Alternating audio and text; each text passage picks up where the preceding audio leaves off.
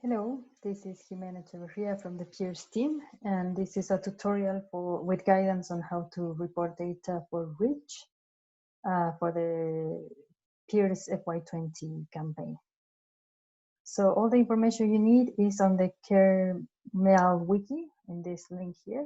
So everything you need for the reporting can be found there. However, I'm going to go through the main areas of attention for this tutorial. Just to start with, the structure of PIIRS remains the same. So we continue collecting data on the country form, the REACH form, and the impact and outcomes form. And there are big difference though this year is that both country and REACH will be collected online in a new system that has been built using DHIS2 as the platform. And then impact would remain in Excel for this last year, as this is the last year of the CARE 2020 program strategy. We have some recommended steps based on the experience in previous years and some changes that we have for this year. So first of all, we recommend countries to start making a list of all the projects and initiatives that you had active during fiscal year 20. And always remember that the fiscal year 20 means the period between the 1st of July of 2019 to the 30th of June of 2020. A second good step usually is go back to the REACH data from FY19. We have that available in the wiki as well. So in this case, you have, here. You have either the Power BI visuals or the Excel visuals that you can use to look at the data that you reported last year and maybe try to identify some areas of attention that could be improved based on the reporting from the countries. The third step is identify who has to be involved, reporting REACH. So if you have done a list of all the projects, make sure each project has a person that will be responsible for the reporting. And that make sure that these people, these colleagues have access to the online platform. And for that, to ensure that they have access to the online platform, connecting with the PIIRS focal point in your country is key. And this is because we have a list of the PIIRS focal points for all countries here. And that means these are the colleagues that can create user accounts in the new online system and can organize and manage the PIIRS reporting process in the different countries. So it is key to contact this colleague in your office. Once you're clear on who is going to report and everyone has access to the system, take the time to familiarize with the online platform. So there's one video to start with on how to log in to the platform. And once you log in, how you find the forms. That's a very quick introductory tutorial. Then we move to this tutorial that you're hearing right now, which is more detail on how to fill the REACH form specifically, plus different guidance that is already available that can help you as well ensure more quality or more accurateness of the data you report.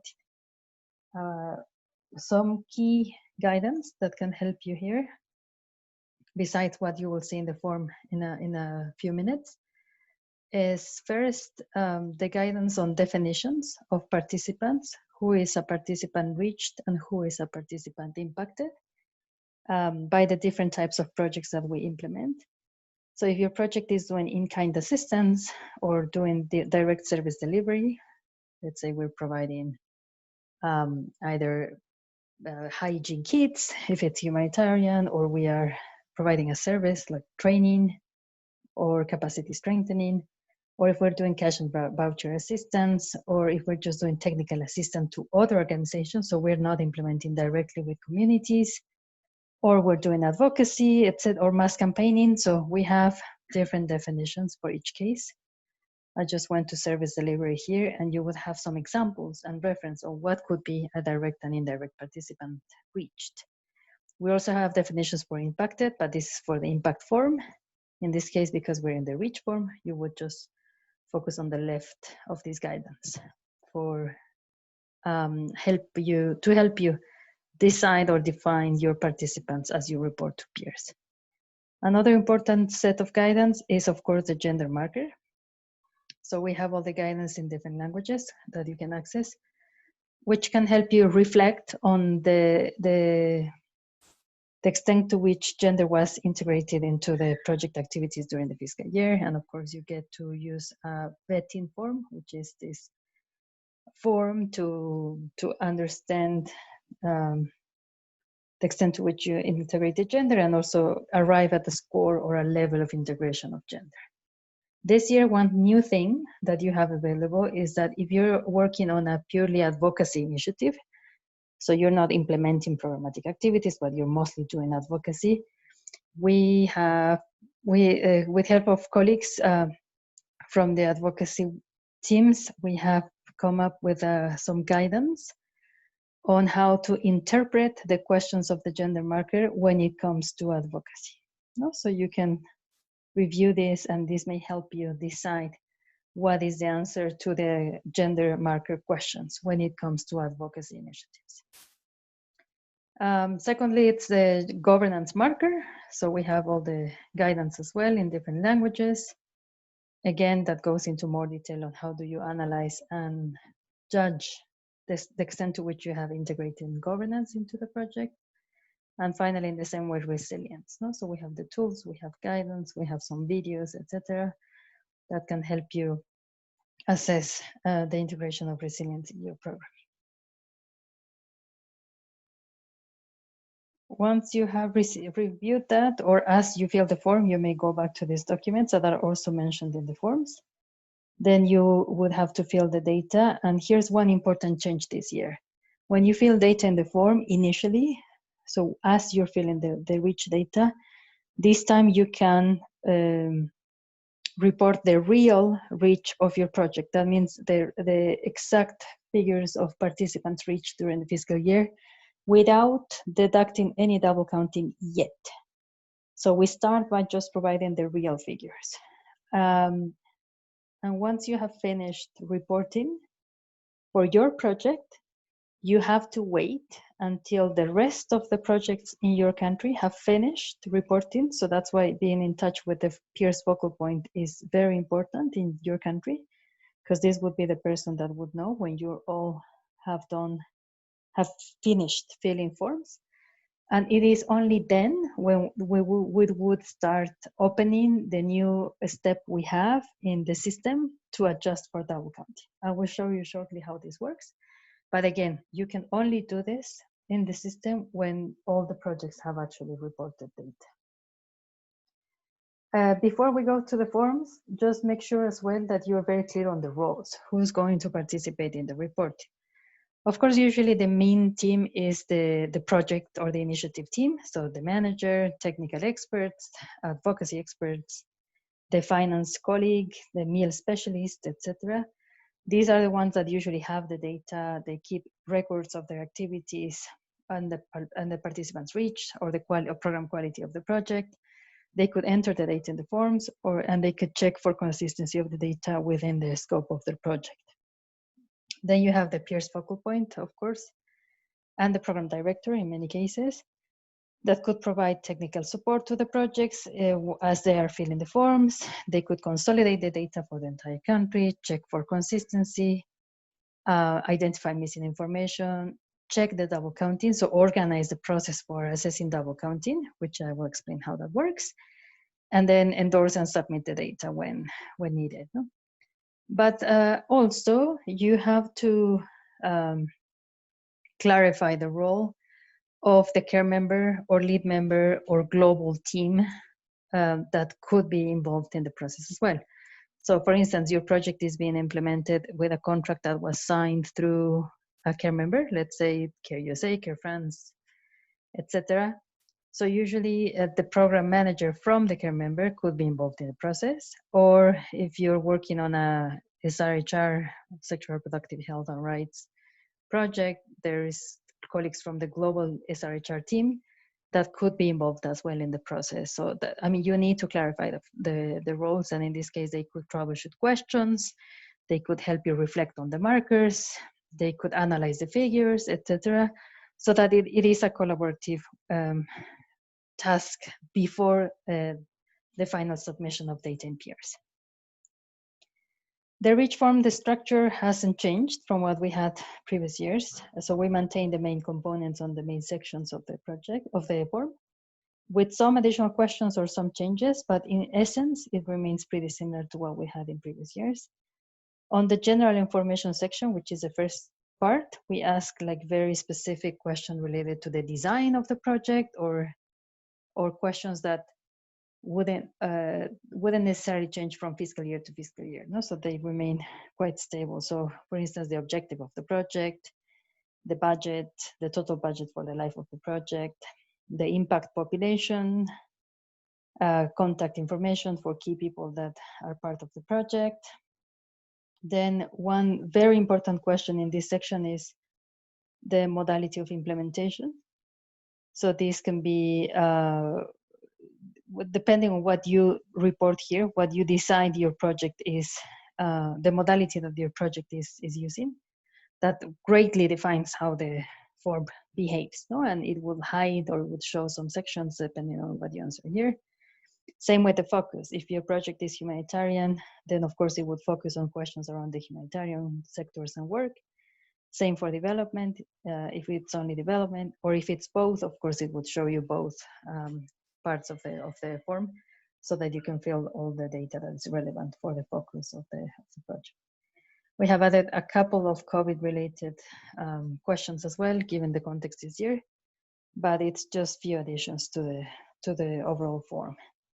The next section, or the next part of the form, is mostly about participants reached during the fiscal year and the sectors.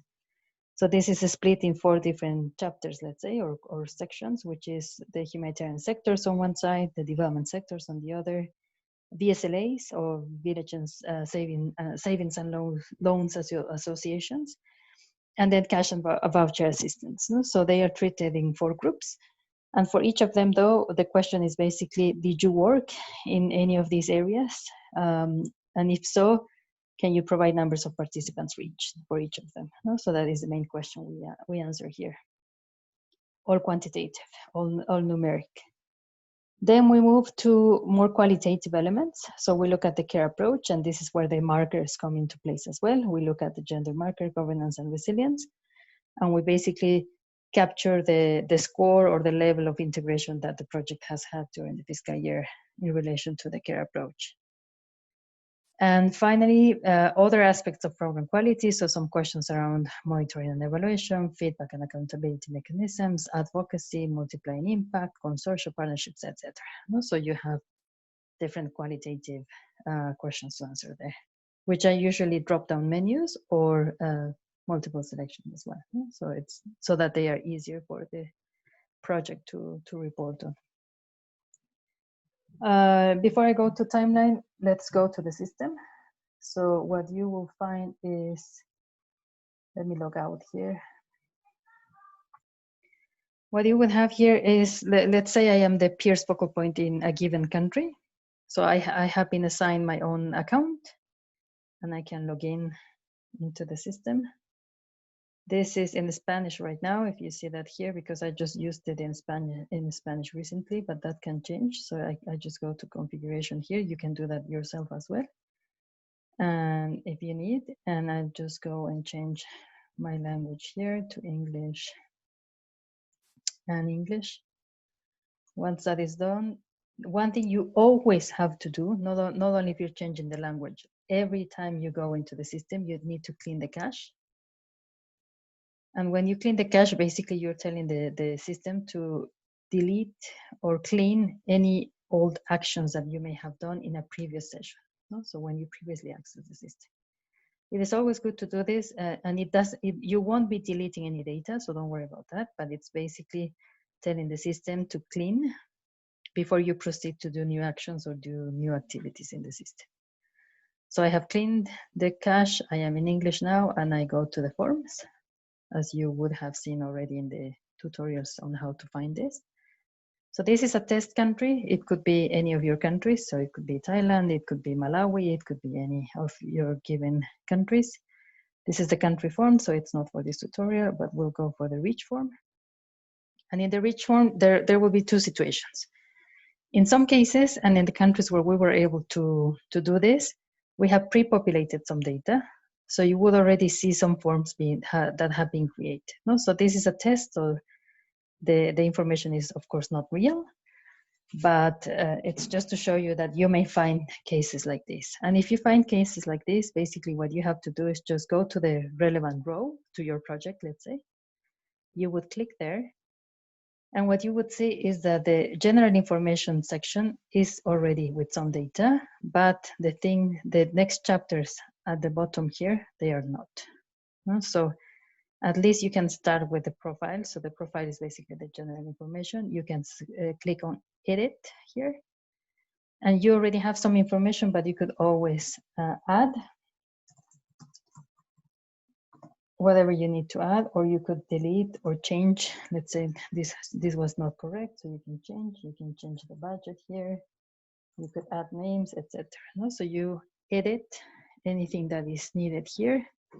Make sure that the fields with a red star are always with data, because those are required fields every time in every section of the form.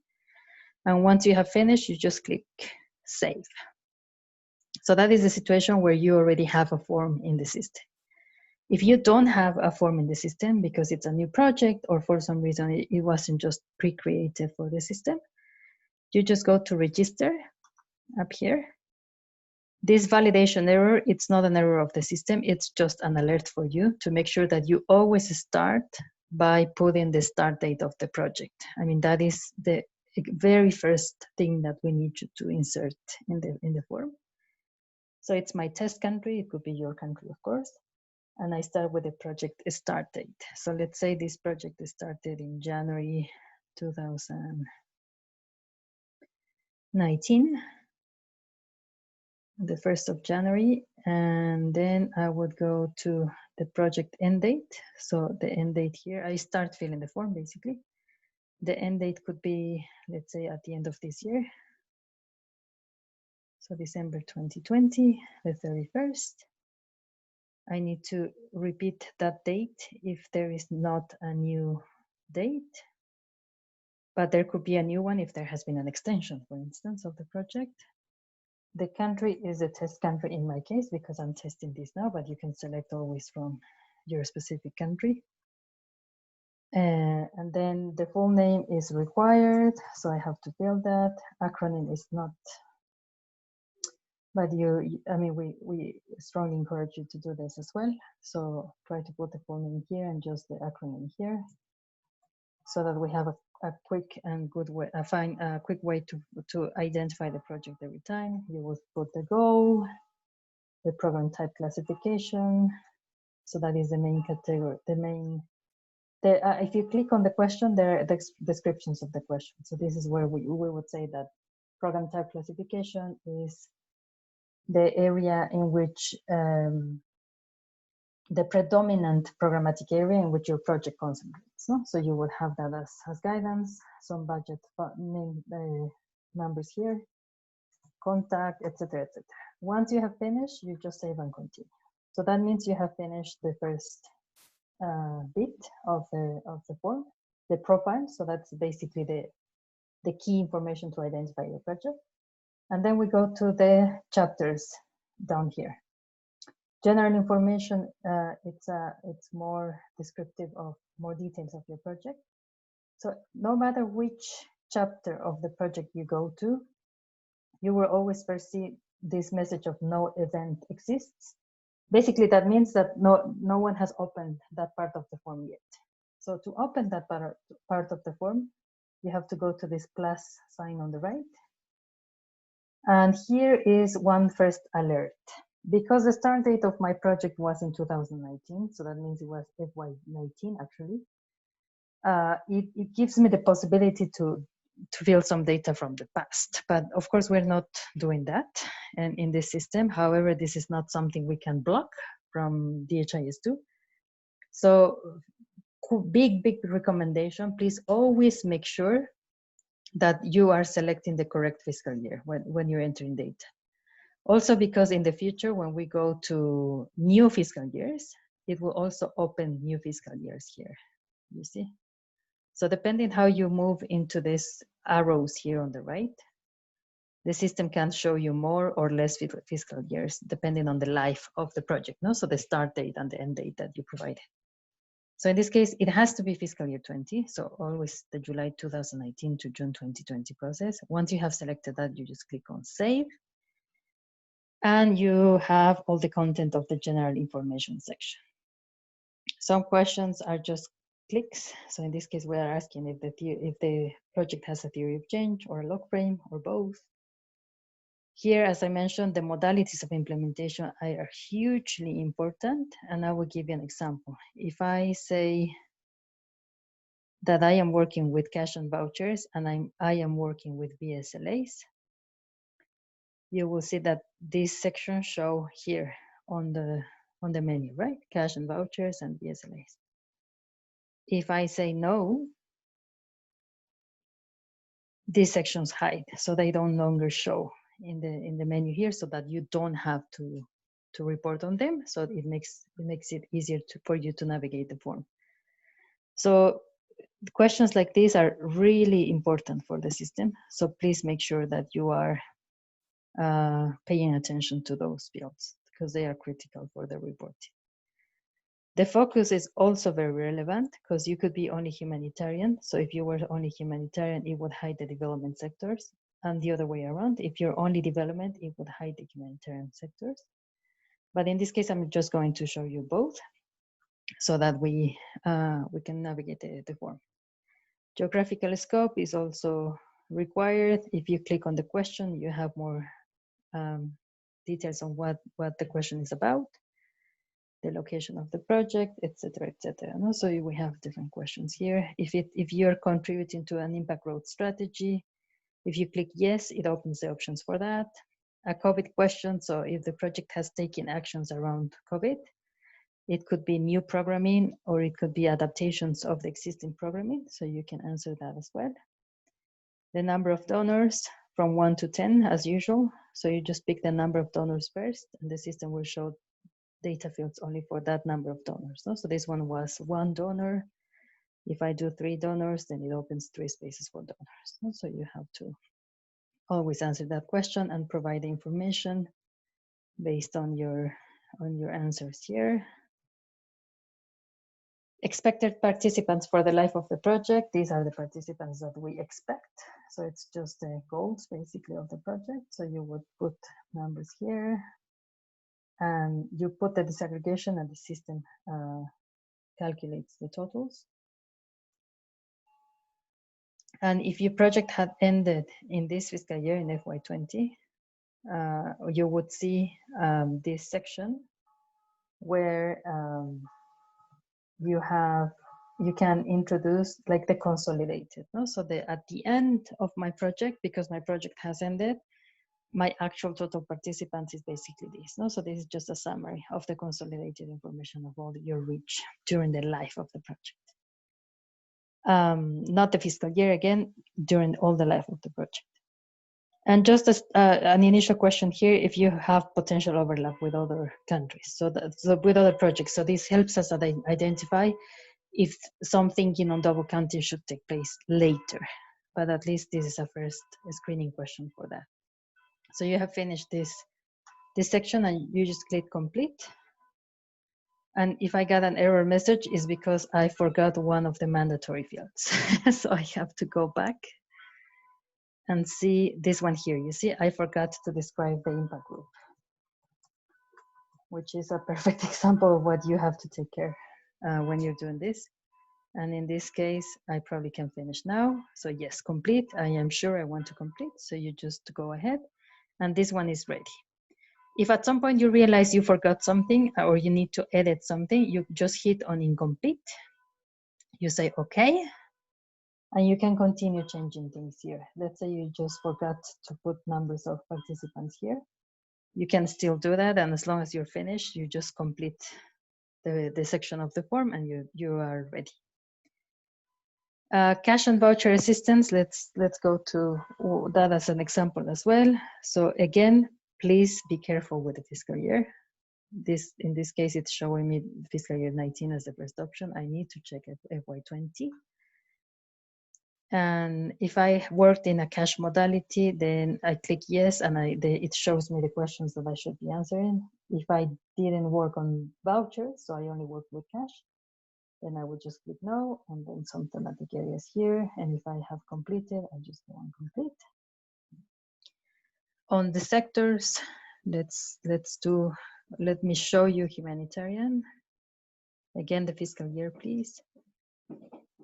So the structure is basically, first question and the most important is, have you implemented activities in this fiscal year? No, there could be the case that the project is just starting and hasn't really implemented anything, or the project finished at the very beginning of the fiscal year, so didn't really implement any activities, so you would say no.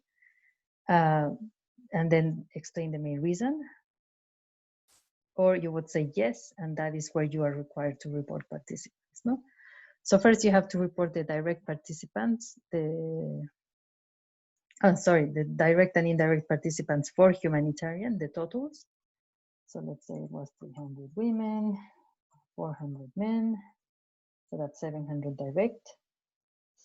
100%, so all of them are on the poorest 40% of the population. And you have some explanations here. And the indirect, I have, let's say, 699, 799, and I have a total of 1,400 indirect participants. So I do that, and then let's say I just work in food and nutrition security in this, in humanitarian sectors. So I would just go to that sector that is relevant for me, and I click on the direct, I report the direct participants. So I have 50 participants, from which 40% are women. In the percentages, you just need to put the value. So it's a value from 0 to 100. So this would be 40% of my participants are women, and the indirect participants, let's say there are 800. Same way for all the rest of the sectors. So those that are relevant for you, for your project, you just click first, and then you report the data that is needed. For the development, before I leave, because I have finished, I just go to complete. And then again, if I just need to correct something, you just click on incomplete. Development sectors, same thing, you open the section of the form, you go to fiscal year 20. First question, if you implemented actions or not. In this case, let's say yes. And same thing, same process. No? You add, if you do an invalid error value, let's say I'm putting a negative number or I'm putting a decimal, it doesn't allow. So you just have to make sure that you're entering valid data. And every time the fields turn green, it means the data is being saved. No? So you can be sure that the data is being saved in the system as you build. On the sectors, same thing. Let's say this one just worked on education here. So you had 80 participants, and 100%, all of them were women.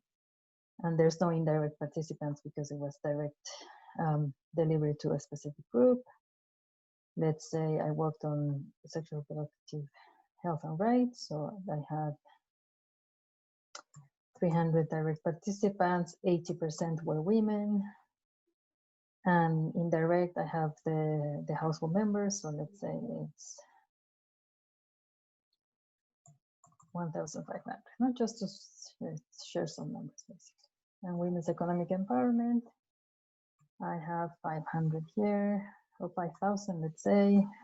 From these, 100% are women, and I have their household members as indirect as well. So I'm all set here. I can complete. And then I could go to VSLAs as well, because I said that I was working on VSLA, so I need to open that section. You work with VSLAs in this fiscal year, and I'm just going to put the number of members that are women, just to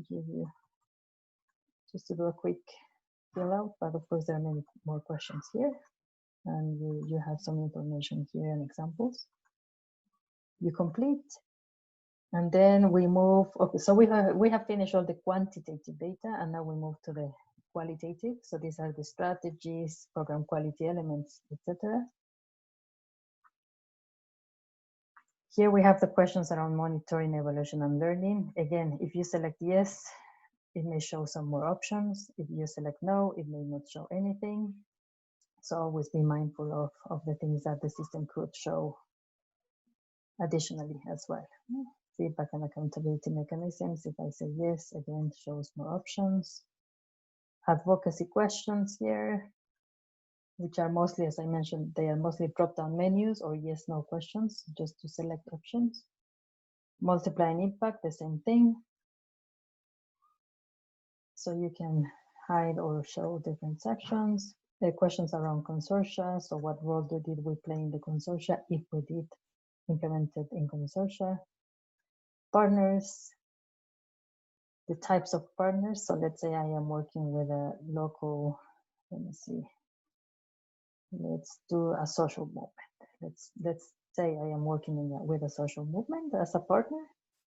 So this organization has an explicit purpose of advancing women's rights and gender equality. And at the same time, this is a partner organization that is women-led. So that means 2/3 of the board are women, and the management staff and the volunteers are also female, 2/3 of that. So if that's the case, I would click there. And in this case, let's say I am also working with local governments, and there may not be advancing women's rights, or they may not be women-led either. No? So I just leave it blank. Strength in civil society, the questions we had in previous years, some reflections and lessons learned. So you would describe them here. And then finally, for other comments, or you can, here in this part of the project, of the form, is where you can also share links to key documents. So if you are, for instance, if you have kept your vetting forms in some space in CAREShares, this is where you could link us to that. DHIS2 doesn't allow for uploading documents. So anything you want to provide as supporting documents has to be linked. So I can complete now. I have finished this section and I go back there, and the things I have remained here is the markers. I'll just go to the gender marker, but the governance and the resilience marker are exactly the same. So you go to the section, you go to the gender marker. I haven't filled anything yet, so I would have to create the section. Again, fiscal year 20. And then you would just answer to the initial questions. To what extent have you engaged men and voice first? And to what extent have you addressed GBB?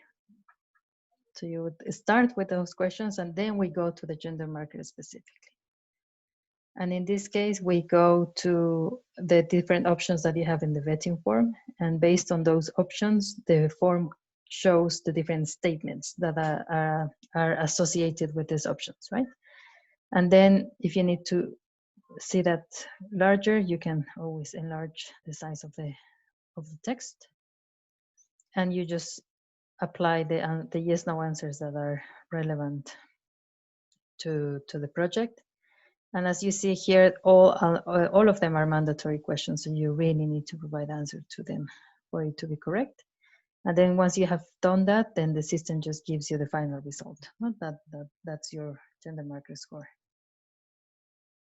The governance and resilience markers work in the exact same way. So I probably don't need to go through them again, but it would be the same process. No? You create an event, or you open that section of the form, and then you start filling.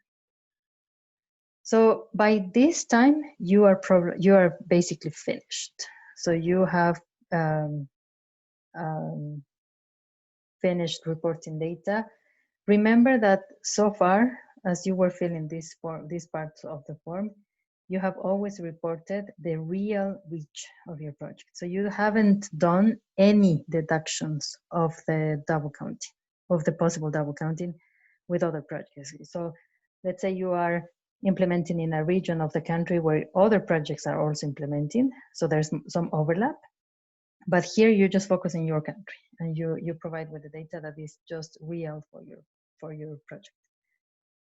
I won't show this in this current tutorial because we will have another one for that. But when all the projects in my country have finished reporting rich data, what you will be able to see at the very end is this double counting step. I'll just quickly show you, but we will have more information on this. And this is basically one part of the project where what the project is doing, what the system is doing basically is if you click on all the sections where you filled participant data. So in this case, I fill data on the cash and vouchers, on the humanitarian, on the development, and the VSLAs. So basically, if I click on those sections, I don't have to enter any data, but I just have to go through them. I am just telling the system, okay, you can now calculate the total direct reach in the fiscal year, the total indirect. So you can bring me key information that I need to analyze for double counting. And in this case, we don't bring the information from all the sectors because that will be too much. We will be talking about more than 30 sectors. So it's too much information to review for double counting. But we're focusing on the total reach and we're focusing on the outcome areas of the program strategy. So we're looking at the figures on humanitarian, on food and nutrition security, on sexual, reproductive and maternal health, on a life free from violence, and women's economic empowerment. So the system right now is showing me the final results towards the outcome areas of the program strategy. Again, I won't show it right now, but there will be an additional step where you have to compare your figures with the figures of other projects. And once you have done that comparison, you will probably need to adjust for double counting in your project. So let's say I have done that comparison with other projects. So what you need to do here is basically, let's say I have decided that I need to reduce the numbers of my project. So the original ones will remain the same, no problem there, but it's just here that we have to do some adjustments. So in that case, my original direct reach was 700, for instance, but I say I have to cut that by 55%. So if I say that, and that is my adjustment factor, as we call it here, basically what the system will do is recalculate your total reach based on those figures. So if I said I had to cut it by half, again, the system does the calculation for you. For the indirect reach, let's say it was even worse, the double counting. So I say I have to deduct 80%. So again, the system will do that. So in the end, what we want is that PIIRS can show the real data and also the adjusted one when you have overlaps with other countries. No? So again, you will have more information on this when the time comes. But for now, it's just to show you that this is how the system would treat double counting at the very end and how it would be registered in your project. So that's basically it from me right now. Just a quick reminder on the timeline. So until the end of September, we expect to receive the data from all the countries and initiatives. And then we can do some of the validation during October with all the countries so that by November we can start publishing some figures. The country data has a similar timeline, and the impact data, although the data is collected until the end of September as well, the validation process is a bit longer, no? due to the complexity of that information. If you need guidance or support, you have the wiki, you have recordings of introductory sessions, you have this tutorial, there's the Skype help desk where you can send messages, or there's the PIIRS@careinternational.org email account as well. So thank you for your attention and for the continued support to this process as well. Hope to hear from you soon. Bye.